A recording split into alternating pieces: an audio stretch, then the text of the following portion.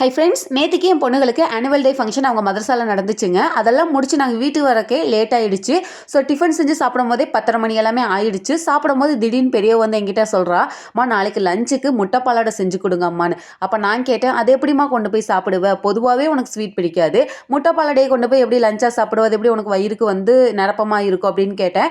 நீங்கள் செஞ்சு கொடுங்கன்னா அதெல்லாம் என்னால் செஞ்சு கொடுக்க முடியாது, இப்போவே லேட் நைட் ஆயிடுச்சு, 10:30 மணி ஆயிடுச்சு, இதுக்கு மேலே நான் வீட்டு வேலையெல்லாம் செஞ்சு தூங்குறதுக்கு எனக்கு லேட் ஆயிரும், காலையில் செய்ய முடியாதுமா, நைட்டுக்கு வேணா செஞ்சு கொடுக்குறேன்னு சொல்லி நான் விட்டுட்டேன். ஸோ அதுக்கு மீறி அவகிட்ட போய் நாளைக்கு என்ன லஞ்ச் கட்டுறதுன்னு கேட்டால் மூஞ்சி தூக்கி வச்சுக்கிட்டு பதில் சொல்ல மாட்டேன்னு எனக்கு தெரியும். ஏன்னா நம்ம பிள்ளைங்களை பற்றி நம்மளுக்கு தானே தெரியும். ஸோ ஓகே விட்டுறலான்னு சொல்லி நான் விட்டுட்டேன். மார்னிங் எந்திரிச்சேன், என்ன பண்ணுறதுன்னே ஒரு ஐடியாவே இல்லை. சாப்பாட்டை வடிச்சிட்டு இன்னொரு பக்கம் பார்த்தீங்கன்னா வடிச்சட்டியில் எண்ணெயும் ஊற்றினேன், வெங்காயம் போட்டு தக்காளி அரைச்சி ஊற்றிட்டு அதை நல்லா வத்துனதுக்கு அப்புறமா ஒரு முட்டையும் உடச்சி ஊற்றி சோத்த போட்டேன். அதுக்கு பேரே என்னன்னு தெரியல, பேர் ஊர் எதுவுமே தெரியாத ஒரு சாப்பாடு பண்ணிட்டு காலிஃப்ளவர் சில்லியை மட்டும் வச்சேன். காலிஃப்ளவர் சில்லியை பார்த்தோன்னே ஒரு ஆளுக்கு வந்து முகமெல்லாம் பலன்னு வந்து விடிஞ்சு போயிடுச்சு.